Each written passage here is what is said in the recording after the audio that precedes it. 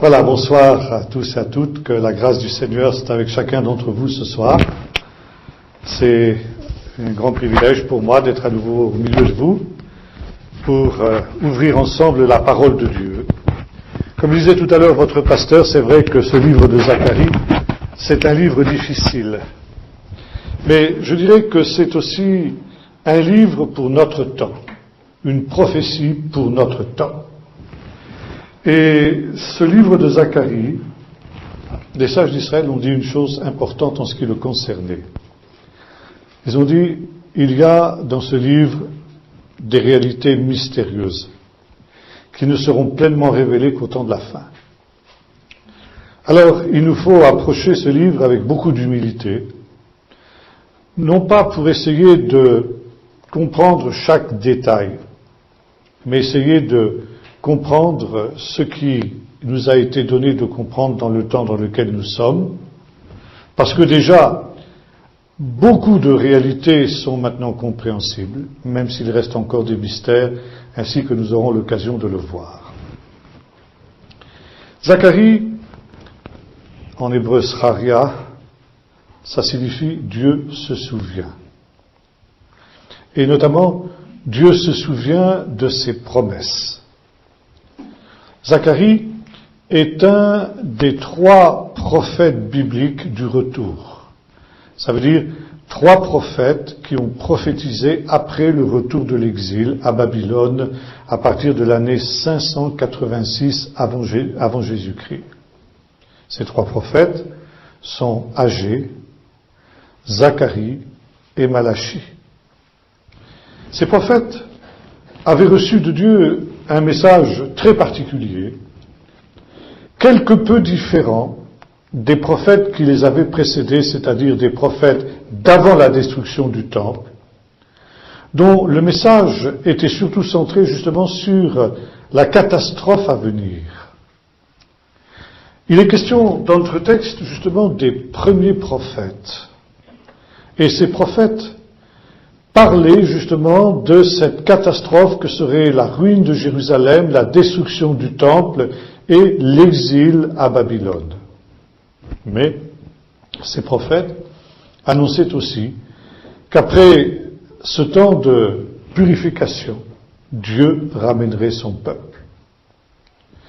Et souvent, ces mêmes prophètes qui avaient donné toutes sortes de prophéties plutôt négatives, dans la deuxième partie, la fin de leur livre, étaient amenés à donner des prophéties de consolation.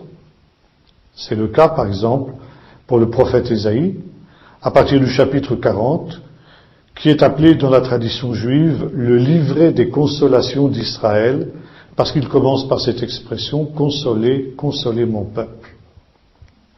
Nous avons la même chose dans le livre du prophète Jérémie, qui, après avoir annoncé la destruction de Jérusalem et du temple, annonce aussi le retour de l'exil. Et notamment ces prophéties de Jérémie ont joué un rôle très important pendant l'exil, parce que ces prophéties du retour et ces prophéties de consolation ont soutenu l'espérance du peuple pendant son exil, comme nous le lisons par exemple dans le livre du prophète Daniel, où ce dernier avait lu dans les livres, c'est-à-dire dans le livre de Jérémie, que l'exil allait durer 70 ans. Jérémie est le seul, en effet, à nous donner cette durée. Et après avoir fait un calcul, Daniel était arrivé à la conclusion que les 70 ans arrivaient à leur terme, et que par conséquent, la deuxième partie des prophéties, les prophéties du retour et les prophéties du rétablissement, devaient maintenant s'accomplir.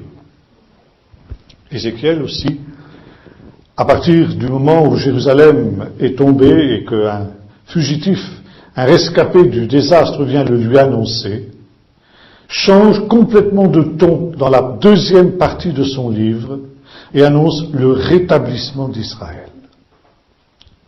Les prophètes du retour, Agé, Zacharie et Malachi, sont tout entiers basés sur des prophéties de consolation. Parce que, entre-temps, la catastrophe ayant eu lieu, il n'y a plus lieu, il n'est plus nécessaire, évidemment, de revenir sur ce drame. Le peuple Mais par contre, le peuple est éprouvé, le peuple est dans la crainte, et il a besoin au contraire d'être encouragé, d'être fortifié, d'être consolé. Et ces trois prophètes sont des prophètes de consolation. Nous allons lire l'introduction de ce livre du prophète Zacharie dans le chapitre 1er. Le 8e mois, la 2e année de Darius, la parole de l'Éternel fut adressée au prophète Zacharie, fils de Brachiaou, fils d'Iddo, en ces mots. L'Éternel a été grandement indigné contre vos pères. Tu leur diras, ainsi parle l'Éternel des armées. Revenez à moi, oracle de l'Éternel des armées, je reviendrai à vous, dit l'Éternel des armées. Ne soyez pas comme vos pères, à qui les premiers prophètes proclamaient, ainsi parle l'Éternel des armées, revenez de vos mauvaises voies et de vos agissements mauvais, mais ils n'ont pas écouté.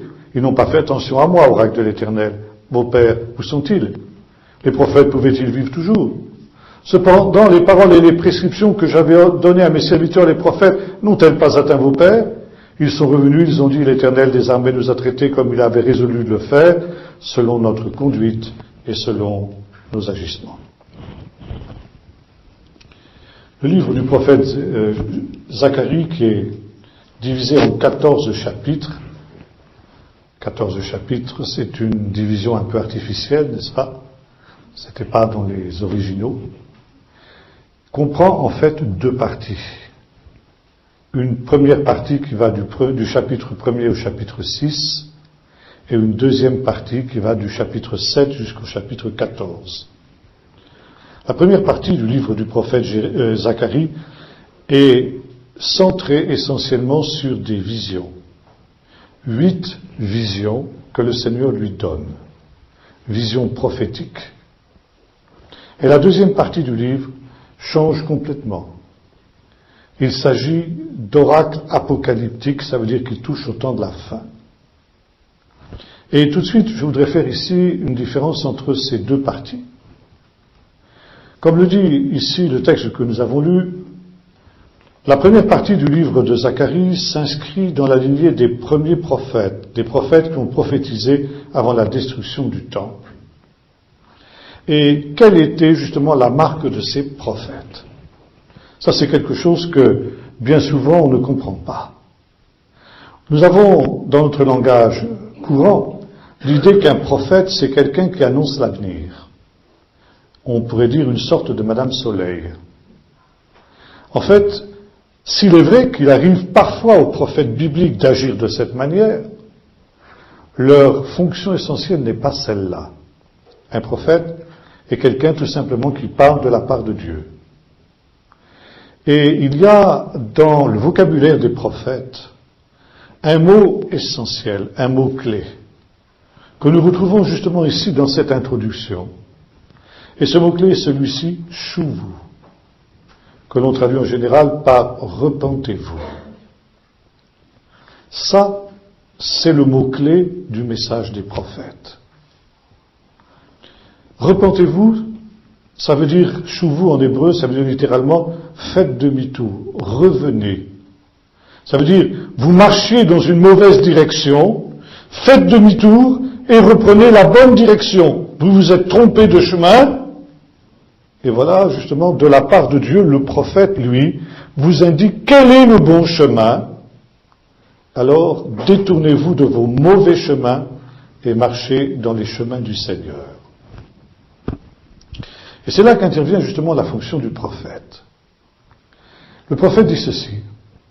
Parce que si vous vous obstinez, et nous le retrouvons ici dans notre texte, nous avons vu ça tout à l'heure, si vous vous obstinez à ne pas prendre garde aux mises en garde de l'Éternel, voilà ce qui va se passer. Le jugement de Dieu va vous atteindre. Et c'était le message des premiers prophètes, comme le dit ici le Seigneur à Zacharie. Les prophètes qui ont prophétisé avant la destruction du temple ont dit à vos pères, en quelque sorte, c'est moi qui interprète, mais enfin, c'est en gros ce qu'il est dit. Si vous continuez à vivre comme vous le faites, Dieu va envoyer un ennemi qui va détruire le temple, qui va raser Jérusalem et qui va vous déporter. Mais si vous vous repentez Si vous cessez de pratiquer le mal, et si vous faites ce qui est bien aux yeux de l'Éternel, cela n'arrivera pas. Est-ce que vous comprenez que finalement le but des prophètes, quand ils annoncent des choses négatives, c'est que ça n'arrive pas? Et voyez-vous, le message du prophète, c'est pas quelque chose de déterminé, comme dans l'islam, Mektoub, c'est écrit. Ça arrivera inévitablement. Non! Les malheurs, les catastrophes n'arrivent pas inévitablement, elles n'arrivent que si l'homme s'obstine dans ses mauvaises voies et n'écoute pas la voix de Dieu. Et les prophètes sont envoyés pour avertir le peuple, en disant, justement, il est encore temps, revenez de vos mauvaises voies, et ces malheurs n'arriveront pas. L'exemple le plus caractéristique de ce point de vue, c'est le livre du prophète Jonas. C'est aussi Joël, on aura l'occasion d'en reparler dans un prochain séminaire. Jonas qui est envoyé vers la ville de Ninive avec un message qui n'est pas rose, loin de là. Encore 40 jours et Ninive est détruite. Et Jonas proclame ce message dans toute la ville de Ninive. C'est arrêté, 40 jours, le Seigneur a décidé, vous n'avez plus d'espoir, c'est terminé pour vous. Et le roi de Ninive, quand il entend ce message, dit à toute la population de la ville, repentez-vous. Et jeûnez, nous allons publier un jeûne qui est un signe de repentance, nous allons chacun abandonner nos mauvaises voies, notre mauvaise conduite, même les animaux vont jeûner. Et nous avons ici le mot-clé du livre du prophète Jonas, qui sait si le Seigneur ne reviendra pas? Ça veut dire, c'est décidé, Dieu a décidé qu'il allait détruire Ninive, mais Dieu est miséricordieux, lent à la colère et riche en bonté, et peut-être que si vraiment il voit une repentance sincère dans notre cœur, à nous les Ninivites, peut-être qu'il n'enverra pas la catastrophe qu'il a annoncée. Et c'est exactement ce qui se passe. Quand Dieu voit que les Ninivites se repentent, eh bien Dieu décide d'arrêter son décret et de l'annuler. Au grand désespoir de Jonas, qui lui dit au Seigneur, en quelque sorte, de quoi j'ai l'air moi maintenant? J'ai l'air d'un faux prophète. Non, c'est un vrai prophète. Or justement, la catastrophe ici de l'exil a été rendue possible tout simplement parce que le peuple n'a pas écouté la parole des prophètes. Et c'est précisément ce que l'ange rappelle ici à Zacharie et au peuple. Et il dit, mais justement maintenant, regardez un petit peu ce qui s'est passé. La parole des prophètes s'est accomplie à la lettre. Ce qu'ils avaient annoncé, la ruine du temple, la destruction de Jérusalem, la déportation a eu lieu. Alors ne soyez pas comme vos pères endurcis. Le Seigneur parle maintenant. Et le Seigneur vous ramène. Voyez-vous, il y a ici un jeu de mots sur le mot chouvou. Dieu qui ramène de l'exil, c'est le retour de l'exil. Mais en même temps, ce retour de l'exil ne doit pas simplement être un retour physique, géographique. Ça doit être aussi un retour spirituel. Et finalement, se repentir, c'est aussi revenir à Dieu. Revenir à Dieu spirituellement et dans tous les sens du terme. Dieu fait revenir son peuple. Un faible reste, nous aurons l'occasion d'en reparler déjà, il est question aussi de ce faible reste dans le livre du prophète Zacharie. Et non seulement le peuple doit revenir physiquement, mais il doit aussi revenir spirituellement, moralement, de tout son cœur et se détourner justement de ses mauvaises voies. Voyez-vous, j'insiste ici beaucoup parce que, encore une fois, ce mot repentir est le mot-clé non seulement des prophètes, mais également aussi de toute la Bible, de Jésus, qui prêchait, dont la prédication se résume en ces mots, « Repentez-vous, car le royaume des cieux est proche ». Et le drame de l'isme moderne, c'est précisément que ce mot a pratiquement disparu, non seulement de notre vocabulaire, mais également de notre pratique. Se repentir, on peut le traduire aussi d'une autre manière. Certains traducteurs l'ont fait. On peut traduire par « convertissez-vous ». Se repentir ou se convertir, c'est presque synonyme. Il y a une toute petite différence, mais c'est pratiquement synonyme. Et le problème aujourd'hui, c'est que c'est un message qui n'est plus populaire. C'est tellement non populaire que dans la plupart des versions modernes de la Bible, ce mot a été supprimé. Et il y a déjà nombre d'années de cela, j'ai eu une controverse vive avec un traducteur d'une de ces versions modernes. Et notamment, je lui avais reproché d'avoir supprimé le mot repentance. Il m'avait dit, oui, mais ce mot n'est plus compris aujourd'hui. Je lui ai dit, je ne suis pas d'accord, parce que finalement, on parle constamment de se repentir. Dans notre langage courant, on dira ceci, si tu fais ça, tu t'en repentiras. Oui ou non, ça se dit. On parle de repentance pour le colonialisme, pour l'antisémitisme, pour toutes sortes de choses, pour le Veldiv, etc. Il y a des cérémonies de repentance même dans la société civile. Et même si ça n'était pas, alors c'est un mot-clé de la Bible, c'est un mot qui n'a pas véritablement d'équivalent dans notre langue française si on enlève le mot repentance, et tous nos modernes traducteurs ont traduit par changer de vie, changer de conduite ou des choses comme ça. Mais changer de vie, vous déménagez, vous allez habiter à 600 km d'ici, vous changez de vie. C'est pas pour autant que vous vous repentez. N'est-ce pas? Alors, voyez-vous, il y a de ces mots qui sont des mots essentiels, mais qui montrent un état d'esprit. On a supprimé aussi le mot péché, pour la même raison, soi-disant que c'est un mot vieillot. Le mot est peut-être vieillot, mais hélas, la chose est bien d'actualité. Parce que le péché, depuis qu'on a supprimé le mot péché, croyez-moi qu'on n'a pas supprimé la réalité du péché. C'est même l'inverse.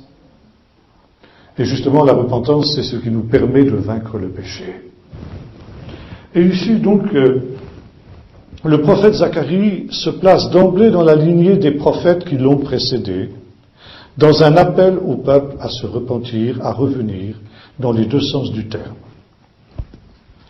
Revenir aussi physiquement. Pourquoi? Parce que comme nous l'avons vu, le prophète, et notre frère nous l'a dit tout à l'heure, était descendant des premières générations qui étaient revenues de l'exil à Babylone après l'édit de Cyrus en 586 avant Jésus-Christ. Effectivement, son grand-père Iddo, qui était un prêtre, vous lisez ça par exemple dans le 12e chapitre de Néhémie, verset 2, vous lisez ça aussi en Ezra 5, verset 1 et 6, verset 4. Eh bien, cet homme qui était un prêtre était revenu avec les premiers pionniers qui étaient revenus de Babylonie.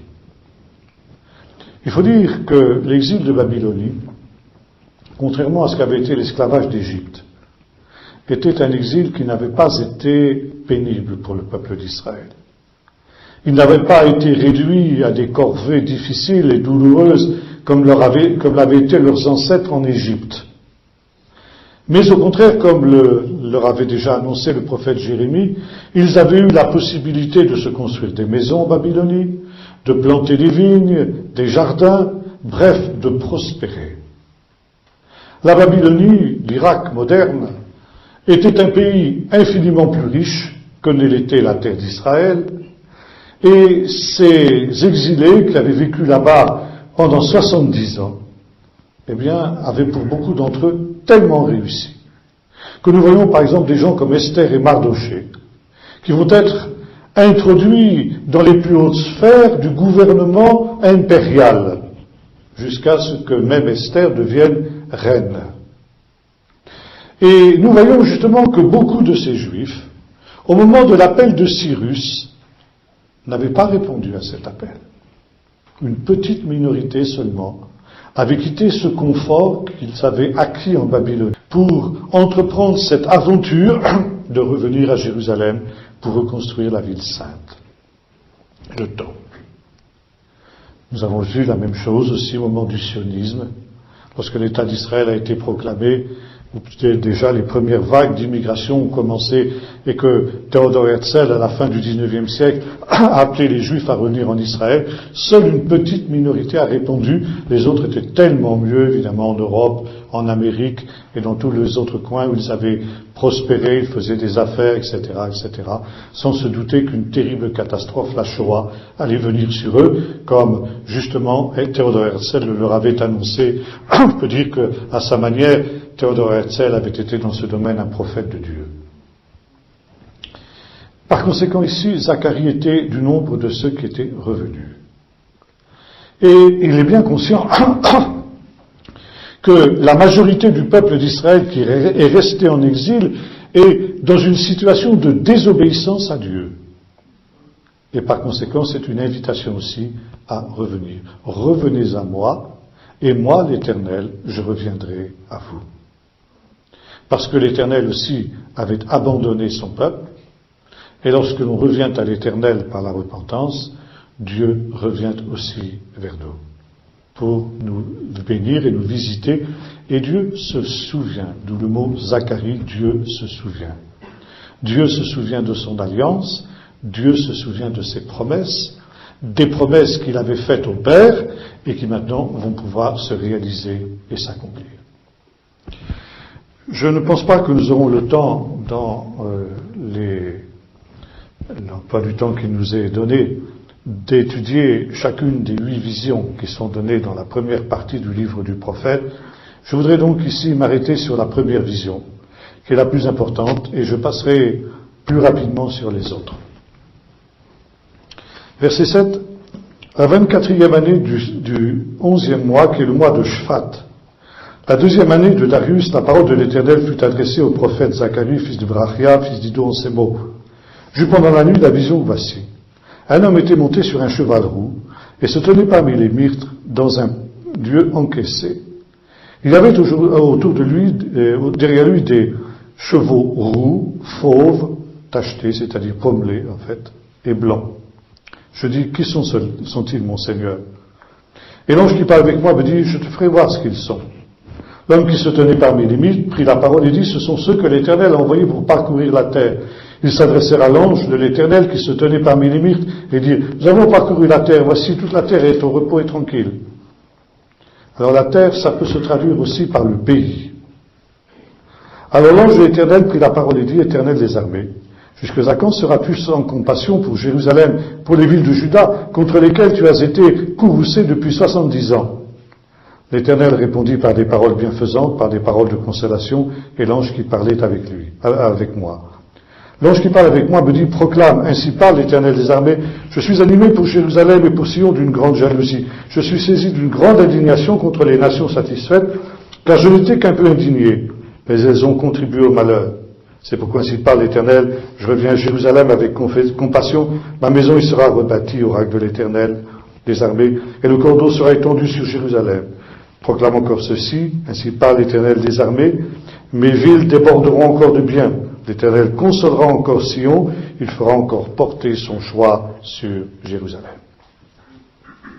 L'Éternel consolera encore Sion, je disais tout à l'heure, les prophéties de Zacharie sont des prophéties de consolation. Et nous avons ici la première vision qui est aussi une vision de consolation. Le premier détail auquel il convient de prêter attention, c'est la date à laquelle a été donnée cette prophétie. Le mois de Shvat, le 24e jour du mois de Shvat. Le mois de Shvat, c'est un mois qui correspond grosso modo à, disons, février-mars. Ça dépend des variations entre le calendrier biblique, qui est un calendrier lunaire, et notre calendrier, qui est un calendrier solaire. Mais grosso modo, c'est à cette période-là que intervient ce mois de Shvat. Et le mois de Shvat est un mois très très particulier dans le pays d'Israël. C'est un mois, la station est la plus belle. C'est le meilleur moment de l'année pour visiter le pays d'Israël. Parce que nous sommes à la fin de la saison des pluies. Et pendant toute cette période de la saison des pluies, eh bien, le pays a comme repris vie. L'herbe a poussé. Les arbres commencent à bourgeonner. C'est l'époque où les arbres commencent à bourgeonner. Et où la nature, donc c'est le début du printemps, la nature éclate de splendeur. Et notamment, vous avez dans ces vastes prairies vertes qui apparaissent alors sur les montagnes d'Israël, vous avez des fleurs sauvages qui poussent par milliers. Là, au début du mois de Shvat, c'est-à-dire déjà à un moment où les premiers bourgeons commencent à sortir de terre, voici des chenilles, les chenilles qui font des espèces de cocons autour de ces arbres-là, c'est aussi un des signes du printemps. Et lorsque ces premiers bourgeons commencent à apparaître, vous savez, Jésus dit ça aussi, dès que vous voyez le figuier, tous les arbres qui bourgeonnent, vous savez que l'été est proche. Alors, ce sont des cyclamènes blanches qu'on trouve dans les champs. Et plus, au fur et à mesure que le mois de Shvat s'avance, à côté de ces cyclamènes blancs, vous avez des anémones rouges ou des renoncules rouges qui apparaissent aussi dans les champs. Et pendant la première partie du mois, vous avez l'impression que le pays est tout entier blanc. La couleur dominante est le blanc, à cause de ces fleurs sauvages. Et petit à petit, vous avez des petites taches rouges qui apparaissent au milieu justement de ces fleurs blanches. Et vous avez à moitié du mois, moitié rouge, moitié blanc. Et dans la deuxième partie du mois, les cyclamènes sèchent, et il ne reste que les renoncules et les anémones, et la teinte dominante est le rouge. Et cette période est appelée dans la tradition juive la période du Nouvel An des arbres. Parce que justement, là, on va avoir une nouvelle année botanique qui commence. Vous vous souvenez que dans le Sermon sur la montagne aussi, Jésus fait une allusion à cette réalité. Il dit, considérez, alors on traduit mal, considérez les lys des champs, dit Jésus. Ils ne filent ni ne moissonnent, mais Salomon, dans toute leur gloire, n'a pas été vêtu comme l'un d'eux. Bon. Il n'y a pas de lys sauvage en Israël qui pousse dans les champs. Ça, c'est une erreur des traducteurs qui ne connaissaient pas le pays d'Israël. En fait, les fleurs dont il est question, ce sont ces cyclamènes et ces anémones. Et Jésus a vraisemblablement prononcé ce qu'on appelle le sermon sur la montagne à cette même période de l'année. Maintenant, ici, nous retrouvons donc le mois de Shvat, la fin du mois de Shvat, ça veut dire 24e jour du mois, le moment où la dominante est rouge. Et qu'est-ce que nous voyons apparaître ici? Un cheval rouge.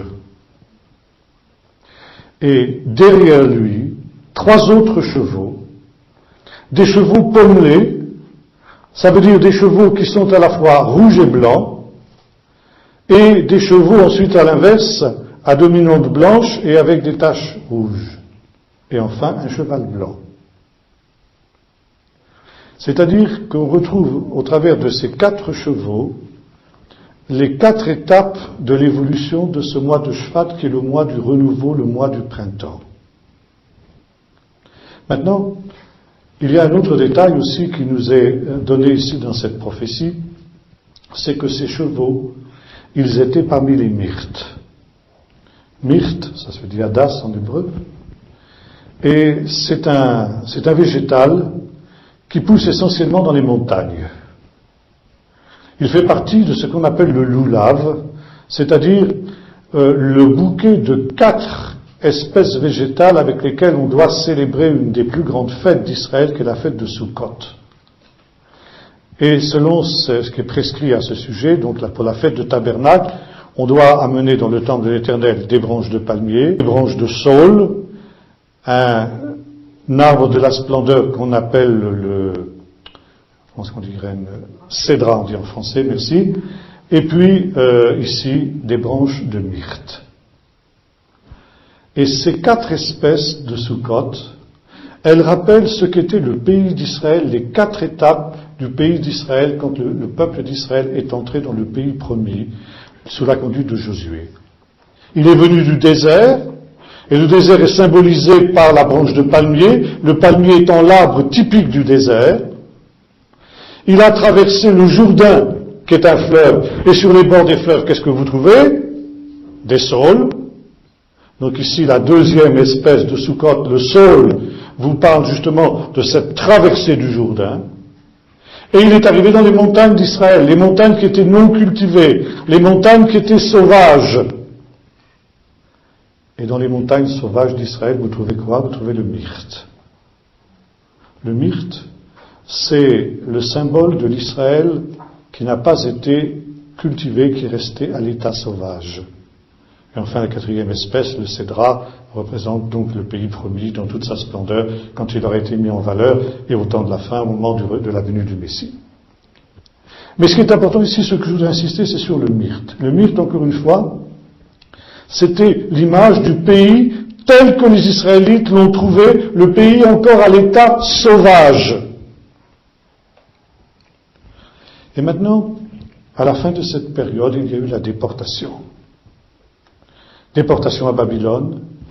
Et comme le dit ici l'ange au prophète qui voit ces 4 chevaux, il lui dit, l'Éternel a été irrité contre ce pays pendant 70 ans.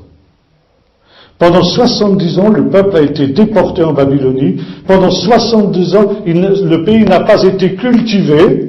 Et par conséquent, il est redevenu ce qu'il était avant l'entrée des Israélites dans le pays. Il est redevenu à l'état sauvage. Ça veut dire qu'aujourd'hui, il y a une majorité de myrtes.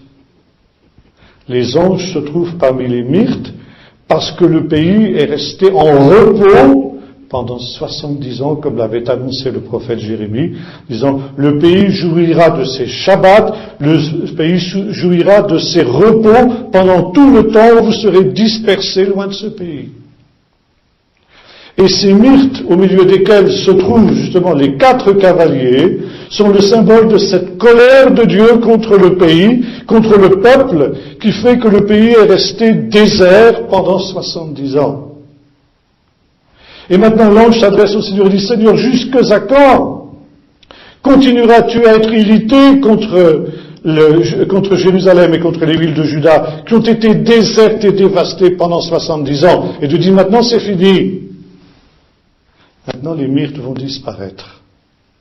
Et le pays va renaître, comme il l'a été quand les Israélites sont entrés pour la première fois dans le pays sous la conduite de Josué. Maintenant, le pays va reprendre vie. Vous comprenez cette image? Si vous ne connaissez pas justement ces détails de la végétation d'Israël, vous ne pouvez pas comprendre cette prophétie. Maintenant, je reviens aux 4 chevaux. Ces 4 chevaux, nous avons vu, ils représentent les 4 couleurs. Ils sont des 4 couleurs par lesquelles passe la végétation pendant ce temps de Shvat. Le temps de Shvat, nous l'avons dit tout à l'heure, c'est le temps du renouveau. C'est le temps du printemps. Et en montrant justement ces 4 chevaux, dans ce mois de Shvat, en quelque sorte, le Seigneur dit aux prophètes et par conséquent au peuple d'Israël, ce retour que vous êtes en train de vivre, ce retour de l'exil, ce retour de la Babylonie, c'est pour vous un nouveau printemps. Maintenant, l'hiver est passé, le temps de la colère de Dieu est passé, c'est le temps de la consolation. Et le retour d'Israël dans son pays sera justement le temps de la consolation. Et comme je l'ai dit tout à l'heure, l'essentiel des prophéties de Zacharie tourne autour de ce thème de la consolation d'Israël que vous retrouvez aussi chez les autres prophètes de l'exil. Vous retrouvez cette expression consolation d'Israël aussi dans l'évangile de Luc, vous vous en souvenez. Où il nous est dit que Quand Jésus était âgé de 8 jours, il a été pour être circoncis. Et il y avait dans ce temple un homme âgé, s'appelait Siméon. Il nous a dit, il attendait la consolation d'Israël et la grâce et l'Esprit de Dieu reposait sur lui. Il attendait la consolation d'Israël. Là aussi, j'ai eu une petite controverse avec un traducteur de ces Bibles modernes. Vous savez, ces Bibles modernes, il faut s'en méfier.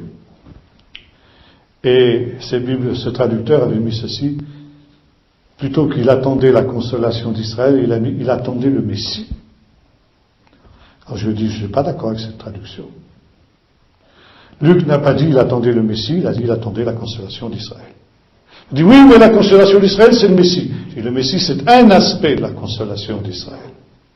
Mais la consolation d'Israël, c'est pas exactement seulement la venue du Messie, en tout cas. Et si Luc avait voulu écrire il attendait le Messie, il l'aurait mis en toutes lettres. Qui es-tu, toi, pour corriger la copie de Luc? Il attendait la consolation d'Israël. Pourquoi?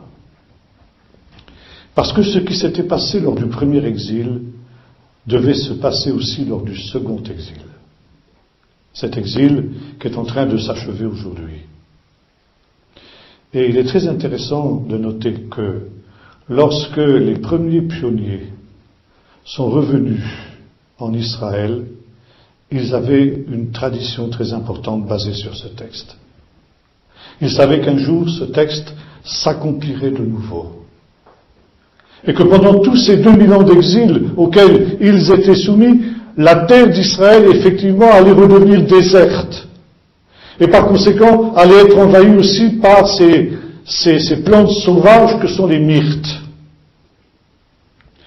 Et tous les ans, le 15e jour du mois de Shvat, ça veut dire au milieu du mois, qu'il soit en Pologne, en Russie, aux États-Unis, en Angleterre, et même si en Pologne, à cette époque-là, il y avait 1,50 m de neige,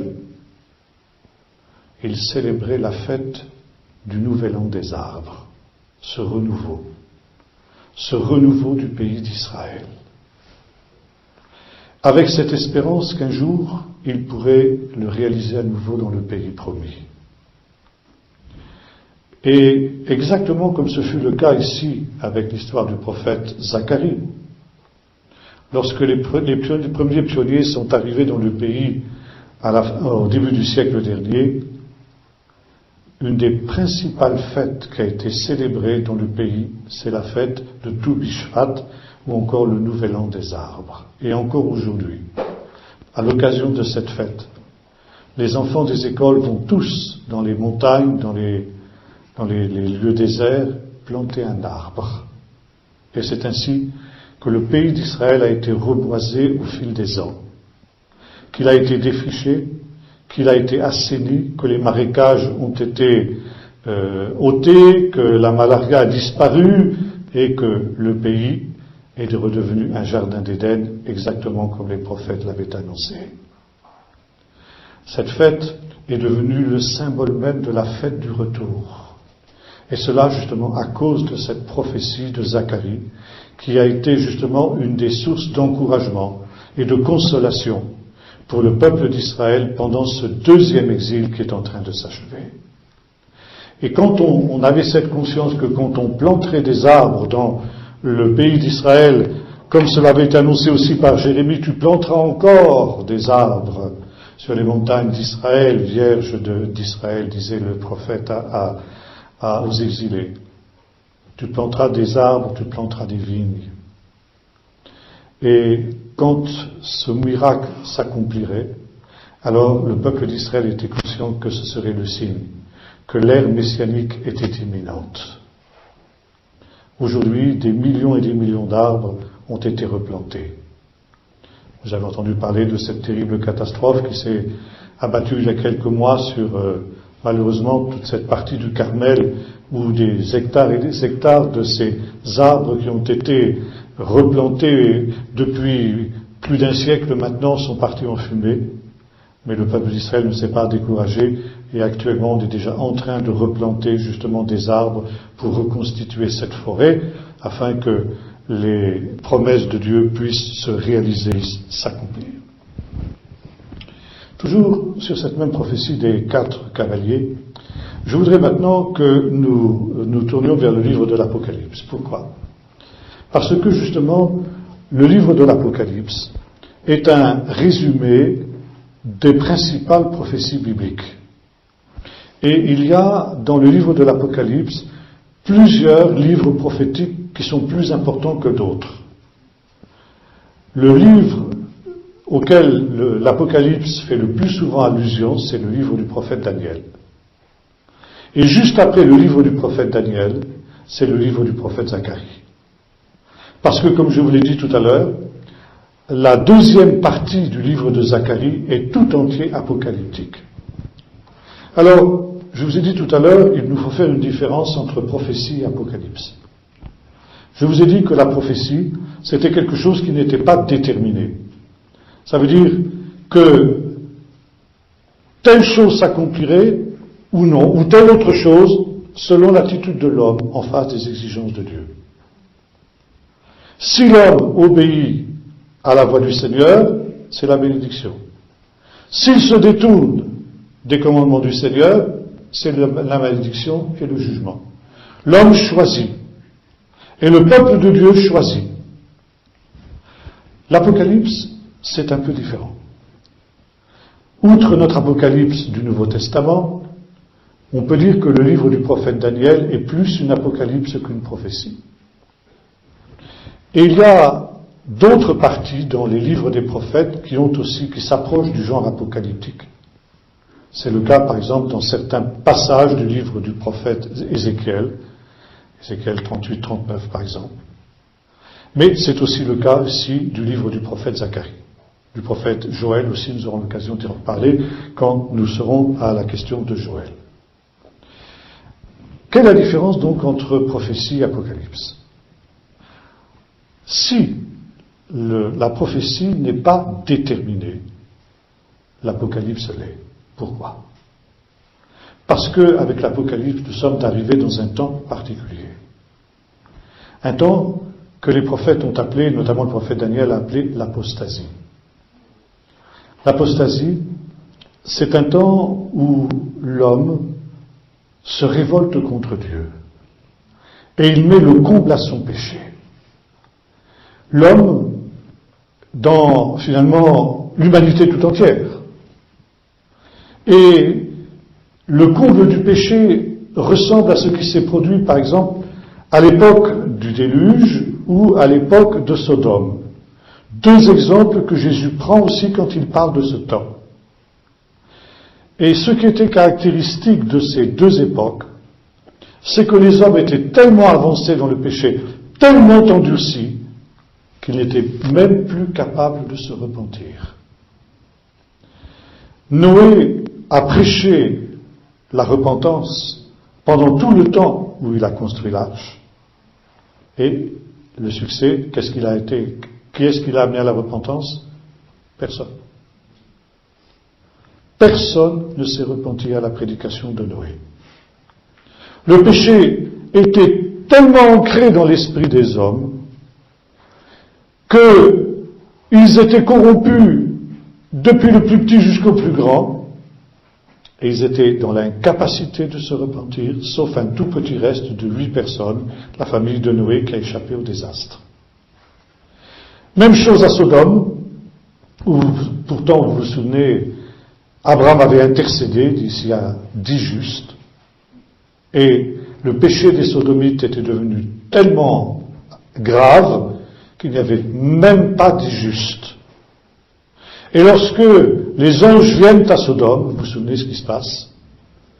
Eh bien, les Sodomites mettent le comble à leur péché en essayant de pratiquer sur ces anges ce qui est devenu proverbial, on parle de sodomie. Et par conséquent ici, le jugement de Dieu devient irréversible. Le jugement du déluge était devenu irréversible et le jugement sur Sodome était devenu irréversible. Et dans l'Apocalypse, il y a la même idée. L'Apocalypse est une prophétie qui concerne le temps de l'apostasie, un temps où justement les hommes ont tellement progressé dans le péché que même, comme le dira le prophète Ézéchiel, s'il y avait des hommes aussi saints que Noé justement, Job et Daniel, ils ne sauveraient ni fils ni fille. Ils se sauveraient eux-mêmes, point c'est tout. Et puisque précisément la repentance est devenue impossible, le jugement de Dieu est devenu inévitable. Et là, il n'y a plus de si vous faites, mais voilà ce qui va se passer, c'est écrit. Là, c'est écrit, c'est irréversible, c'est irrémédiable, voilà ce qui va se passer. Alors maintenant, nous revenons justement à notre livre de l'Apocalypse en relation avec cette vision des chevaux dont nous avons parlé. On aura l'occasion d'y revenir demain, vous allez voir que c'est très très impressionnant. Mais nous lisons ici au chapitre 6 du livre de l'Apocalypse, verset 1er. Je regardais quand l'agneau ouvrit un des 7 sceaux, et j'entendis l'un des 4 êtres vivants dire comme une voix de tonnerre, viens. Et je regardai, voici un cheval blanc. Celui qui le montait tenait un arc. Une couronne lui fut donnée, il partit en vainqueur et pour vaincre. Quand il ouvrit le second sceau, j'entendis un second être vivant dire, viens. Il y avait un cheval rouge, feu qui en sortit. Celui qui le montait reçut le pouvoir d'ôter la paix de la terre, afin que les hommes s'égorgent les uns les autres, et une grande épée lui fut donnée. Quand il ouvrit le troisième sceau, j'entendis un troisième être vivant dire, viens. Je regardai, voici un cheval noir. Celui qui le montait tenait une balance à la main. Et j'entendis comme une voix au milieu des 4 êtres vivants disait, une mesure de blé pour un denier, 3 mesures d'orge pour un denier, quant à l'huile et au vin n'y touche pas. Quand il ouvrit le 4e sceau, j'entendis la voix du 4e être vivant dire, viens. Je regardai. Et voici un cheval d'une couleur verdâtre. Celui qui le montait se nommait la mort, et le séjour des morts l'accompagnait.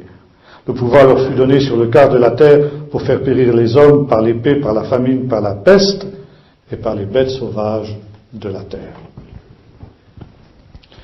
Nous retrouvons dans ce texte ici nos 4 chevaux. Ils ne sont pas exactement de la même couleur que les autres, vous avez remarqué. Mais enfin bon, ça, c'est un détail.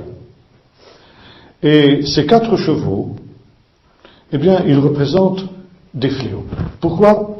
Parce que justement, dans le livre de Zacharie, il s'agit d'abord d'anges ici, et ces anges, ils ont parcouru la terre, c'est-à-dire le pays d'Israël, je vous l'ai dit tout à l'heure. On peut traduire le mot Eretz aussi par pays. Ils ont parcouru le pays qui est tranquille. Pourquoi ? Parce qu'il s'est reposé pendant ces 70 ans d'exil du peuple d'Israël. Mais le Seigneur dit ceci, je suis animé pour Jérusalem et pour Sion d'une grande jalousie. Je suis indigné d'une grande indignation contre les nations satisfaites, car je n'étais qu'un peu indigné, mais elles ont contribué à leur malheur. Maintenant, au chapitre 6 du livre toujours de Zacharie, vous retrouvez aussi cette vision. Je levai à nouveau les yeux, j'eus la vision que voici. 4 chars sortaient d'entre les 2 montagnes, et ces montagnes étaient des montagnes de bronze. Au premier char, il y avait des chevaux roux. Au second, des chevaux noirs. Au troisième, des chevaux blancs. Et au 4e char, des chevaux bruns tachetés. Je pris la parole et je dis à l'ange qui parle avec moi, ceux-là, qui sont-ils, mon Seigneur ? L'ange lui répondit, ce sont les 4 vents des cieux, qui se tiennent au lieu où ils se tenaient devant le Seigneur de toute la terre. Les chevaux noirs attelés à l'un des chars sortent vers le pays du nord, et les blancs sortent derrière eux. Les tachetés sortent vers le pays du sud. Les bruns sont sortis et demandent pour aller parcourir la terre. L'ange leur dit, allez parcourir la terre, et les chars parcoururent la terre. Il m'appela et dit, vois, ceux qui sortent vers les nations, vers les pays du nord, apaisent mon ardeur contre le pays du nord. Et nous avons ici, donc à nouveau, nos 4 chevaux, qui sont par contre de la même couleur que ceux que nous avons retrouvés justement dans l'Apocalypse. Et ces 4 chevaux, comme dans le livre de l'Apocalypse, représentent des fléaux qui s'abattent sur non plus le pays d'Israël, mais l'humanité. 4, c'est aussi le chiffre qui signifie toute la terre, les 4 points cardinaux. Et vous avez vu, les 4 chevaux dont il est question dans le chapitre 6, ils partent vers les 4 points cardinaux. Les noirs vers le pays du nord, les blancs vers le pays du sud, et les autres vers l'est et vers l'ouest. Et pourquoi ? pour châtier les nations. Châtier les nations qui ont persécuté le peuple juif pendant son histoire. Et là, nous sommes justement dans cette perspective de l'Apocalypse. Je disais tout à l'heure que le livre de l'Apocalypse est une prophétie pour notre temps. Le temps de l'Apocalypse est un temps de jugement, où Dieu rend à chacun selon ses œuvres. Et ce temps, comme l'annonce ici le livre du prophète Zacharie, c'est le temps de la consolation d'Israël. C'est le temps du rassemblement d'Israël dans son pays, pour que le Seigneur aussi se révèle à lui. Revenez à moi, je reviendrai à vous. Non seulement c'est quelque chose qui s'est passé lors du retour du premier exil de Babylone, mais, comme nous l'avons vu, c'est quelque chose qui se produira aussi au temps de la fin. En tout cas, c'est comme ça que le peuple d'Israël l'a compris, et c'est comme ça qu'il l'attendait à travers de cette fête de Tou Bishvat dont je vous ai parlé il y a un instant. Donc, le Seigneur ramène son peuple dans son pays pour se révéler à lui.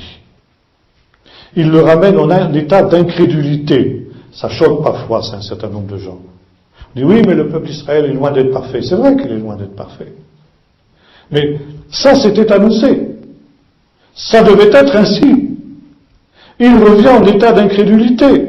Et même les sages d'Israël ont dit, quand le peuple d'Israël reviendra dans son pays, il aura même oublié la Torah. Mais Dieu le ramène justement pour qu'il revienne à lui, et que le Seigneur aussi puisse revenir à son propre peuple, comme nous l'avons lu dans le texte ici, revenez à moi, et je reviendrai à vous. Et pendant que le Seigneur ramène son peuple pour le consoler, Dieu va exercer ses jugements sur les nations qui ont persécuté son peuple. Et vous avez dans la suite des prophéties de Zacharie un autre texte qui va dans le même sens. Je n'ai pas le temps de m'y arrêter trop ce soir. Mais vous relirez vous-même, où il est dit ceci, celui qui vous touche, dit Dieu aux nations, touche à la prunelle de mon œil. Et il nous est dit ceci, quand le prophète demande à l'ange, mais qui sont ces 4 chars? Eh bien, ce sont ceux qui vont justement répandre ma fureur sur les nations qui ont dispersé Juda et Jérusalem. Et peuples qui sont représentés ici par des cornes. Vous avez ça dans la vision suivante. Je levais les yeux et j'ai eu la vision, voici 4 cornes. Je dis à l'ange qui parle avec moi, celles-là qui sont-elles? Il me dit, ce sont les cornes qui ont dispersé Juda, Israël et Jérusalem. Cornes, en hébreu, c'est le symbole de la force. Keren, on dit en hébreu. Et tout simplement, quand on dit une keren en hébreu, c'est la force. Par exemple, vous lisez ceci dans le cantique de Anne, la mère du prophète Samuel, Dieu a relevé ma corne. Elle dit littéralement en hébreu. Alors bien sûr, on ne traduit pas comme ça. Vous ne trouverez pas ça dans votre Bible. Et tous les traducteurs ont interprété, ont dit Dieu a relevé ma force. Mais en hébreu, le mot c'est ma corne. Vous retrouvez ça aussi dans le livre, dans le cantique de Zacharie, cette fois-ci pas le même Zacharie, le père du prophète Jean-Baptiste. Parce qu'on appelle, la tradition catholique appelle ça le Bénédictus. Ça commence par béni soit l'Éternel, le Dieu d'Israël, parce qu'il a racheté son peuple, il nous a suscités. Et dans le grec, qui pourtant n'emploie pas cette expression, Luc a gardé exactement ce qu'il y avait dans sa source hébraïque. Il nous a suscité une corne de salut dans la maison de David, son serviteur. Alors c'est pareil, les traducteurs n'ont pas gardé ça. Ils ont dit, nous a suscité une force de salut. Donc la corne, c'est la force. Pourquoi? Parce que pour un bovin, n'est-ce pas, sa force est dans ses cornes. Un taureau, sa force est dans ses cornes. Et ici, 4 cornes, ça représente les nations qui ont dispersé Juda et Jérusalem. L'Éternel me fit voir 4 forgerons. Il dit, qu'est-ce qu'ils viennent faire? Répondez en ces mots.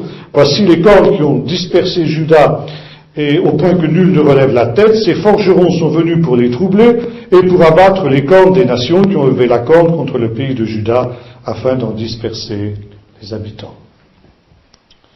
Et les forgerons, c'est exactement c'est une vision différente, mais c'est la même idée que celle des quatre cavaliers. Ils vont répandre la colère de Dieu sur les nations. Et vous retrouvez dans le livre de l'Apocalypse la définition de ces 4 fléaux. Le premier n'est pas un fléau, le cheval blanc.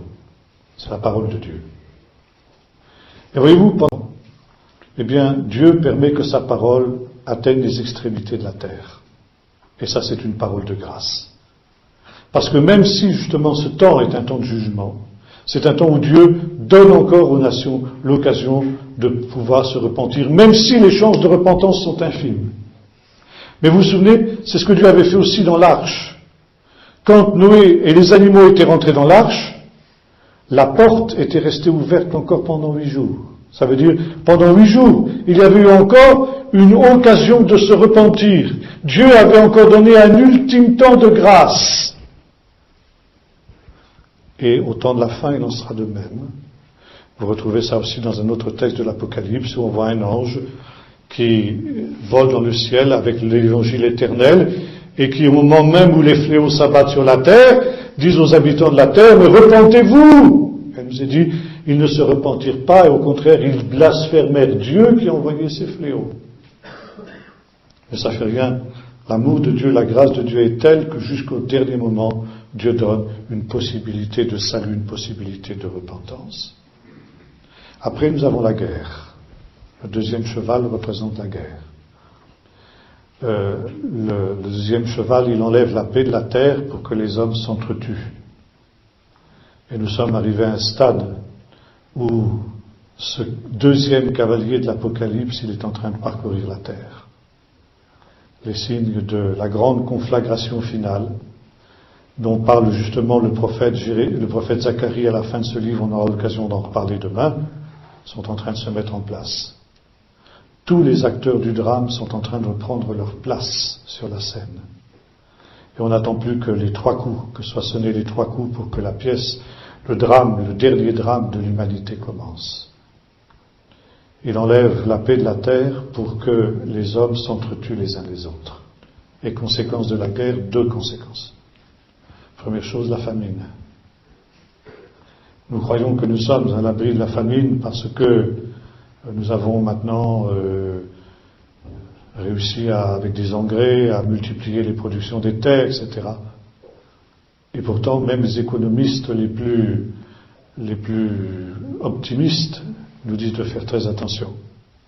Parce que l'augmentation de la population mondiale et justement les problèmes de pollution et d'environnement sont tels que nous pourrions bien nous retrouver dans des situations aussi de famine comme dans les siècles passés. La Bible nous annonce ça pour les temps de la fin. Et enfin, eh bien, l'épidémie, la mortalité. Là aussi, grâce aux vaccinations, on ne parle plus de peste, on ne parle plus de réalité de ce type. Or, vous savez justement que dans tous les arsenaux de tous les pays, comment dirais-je, les plus militarisés, disons les choses comme ça, vous avez ce qu'on appelle les armes bactériologiques. Ça veut dire, une petite ampoule comme ça, vous pouvez avoir des microbes extrêmement virulents, on la casse, on la pulvérise par aérosol, par un avion, et vous pouvez avoir des millions de morts. Et notamment une des plus virulentes de ces substances serait le virus de la variole. Le virus de la variole, contre lequel on était tous vaccinés quand j'étais enfant, parce que c'était encore un problème. Et grâce à ces vaccinations intensives de toute la population mondiale, on a réussi à éradiquer la variole. La variole n'existe plus aujourd'hui sur la Terre. Et son virus existe. Et certaines puissances sont en train de cultiver le virus de la variole. Et si ce virus était répandu sur la Terre, maintenant qu'on n'a plus de vaccination, eh bien vous imaginez les dégâts. Ce serait des millions et des millions de morts. La Bible nous annonce des choses semblables. Et voyez-vous, ça c'est le jugement des nations, de nos nations, qui ont persécuté le peuple juif et qui malheureusement continuent à le faire. Au lieu de se repentir, au lieu de prendre garde de ce qui est en train de se passer, au contraire, elles vont encore maintenant au-devant d'une nouvelle Shoah. Alors, on arrive à un temps aussi où le jugement de Dieu est devenu irrémédiable et inévitable. Alors vous allez dire, mais tout ça c'est pas très gai. Oui et non. Parce que justement, il y a Et ça, nous en avons parlé tout à l'heure avec le premier cavalier, le cheval blanc. Il y a une possibilité de chose. Les apôtres disaient déjà, sauvez-vous de cette génération perverse. Et dans ce temps qui est le temps de la fin, où le Seigneur veut ouvrir devant nous justement ces livres mystérieux que sont Daniel, l'Apocalypse, Zacharie et tous ces livres qui nous parlent des choses dernières, qui nous parlent de ces temps de la fin, eh bien nous avons ce rappel du Seigneur que la porte de l'arche est encore ouverte. Pour combien de temps nous ne le savons pas, mais la porte de la repentance. Je vous ai dit tout à l'heure que le mot repentance était le mot clé du livre des prophètes. Et nous le retrouvons ici aussi, bien sûr, dans le livre du prophète Zacharie, j'en ai parlé aussi. Revenez à moi et je reviendrai à vous. Dieu ne veut pas la mort du pécheur, mais qu'il se repente et qu'il vive. Et Dieu, justement, donne du temps. Vous savez, il nous a dit ça aussi dans le livre de l'Apocalypse, au sujet de la fausse prophétesse Jézabel. Il nous a dit, je lui ai donné du temps pour qu'elle se repente. Et Dieu donne du temps. Dieu avait donné du temps aux habitants de Sodome. Dieu avait donné du temps au monde de l'époque de Noé. Dieu avait encore laissé, je le disais tout à l'heure, 8 jours la porte de l'arche ouverte. Dieu donne du temps. Ce temps, il ne faut pas le gaspiller. Et voilà, nous sommes ici dans certainement des temps ultimes.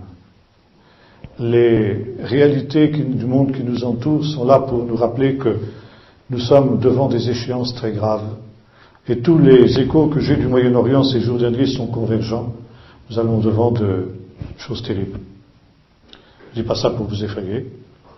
Je dis cela pour que nous soyons lucides et que nous prenions des dispositions. Dieu nous avertit. De la même manière qu'il avait averti Noé, des choses qu'on ne voyait pas encore. Il avait averti de la venue de ce déluge. Il avait averti Abraham, auquel il avait dit, cacherai-je à Abraham ce que je vais faire à Sodome? Et quand Dieu aime ses enfants, il leur révèle ce qu'il va faire. Dieu nous révèle dans ces temps qui sont les temps derniers, les temps de la fin, ce qu'il va faire. Mais justement pour que nous puissions construire une arche. Dieu lui avait dit à Noé, construis une arche pour sauver ta vie et sauver celle de ta famille. Et aujourd'hui, Dieu nous demande la même chose. Alors ça ne veut pas dire construire une arche d'une manière formelle, mais ça veut dire justement nous mettre dans une situation où nous échapperons à ces choses. Je disais, veillez donc et priez en tout temps pour avoir la force d'échapper à ces choses qui surviendront et pour paraître debout devant le Fils de l'homme quand il viendra. Nous sommes justement dans cette situation. Alors, si quelqu'un n'avait pas donné sa vie au Seigneur ce soir, eh bien, qu'il n'attende pas que la porte soit fermée. C'était aussi l'histoire, vous savez, des 10 vierges. Quand les vierges folles étaient revenues, la porte était fermée. Et elle ne s'est plus ouverte. N'attendez pas que la porte soit fermée. La porte de l'arche a été fermée et le déluge est venu. Et peut-être certains de ceux qui avaient négligé cette porte ouverte se sont dit, mais maintenant ils ont frappé à la porte quand ils ont vu le déluge qui arrivait, ouvre-nous, c'était trop tard, la porte était fermée. Aujourd'hui la porte est encore ouverte. Alors, aujourd'hui, il ne faut pas attendre plus longtemps. Si quelqu'un vient mettre en ordre avec Dieu parce que même s'il a marché avec Dieu pendant des années et se rend compte qu'il y a encore le péché dans sa vie, il a besoin de se repentir ce soir. Revenez à moi, je reviendrai à vous, dit l'Éternel. Et si quelqu'un entend ma voix, dit Jésus, et m'ouvre la porte, j'entrerai. Aie du zèle et repens-toi. C'est le message des prophètes, c'est le message aussi de Zacharie. Et s'il était là, aujourd'hui devant nous, ce serait le message qu'il nous communiquerait. Revenez à moi, dit l'Éternel, et moi je reviendrai à vous. Prions maintenant. Seigneur notre Dieu, nous réalisons que tu as prophétisé des choses pour notre temps. Et que nous arrivons, Seigneur, dans ces temps où tout ce qui avait été annoncé d'avance est en train de se réaliser sous nos yeux. Seigneur, tu nous avertis de ces choses qui viennent non pas parce qu'elles vont nous engloutir, mais au contraire, Seigneur, parce que tu veux nous sauver de ces choses. Tu veux que nous échappions. Et tu as prévu, Seigneur, un moyen d'échapper à ces choses. Ce moyen, ce chemin, C'est Jésus qui est la vérité, le chemin, la vérité et la vie. Seigneur, tu nous montres ce chemin, comme le faisaient les prophètes qui disaient, mettez-vous au carrefour, regardez, enquérez-vous des bons chemins et marchez-y, et vous trouverez le repos de vos âmes. Et tu nous montres ce bon chemin, Seigneur, qui mène au Père.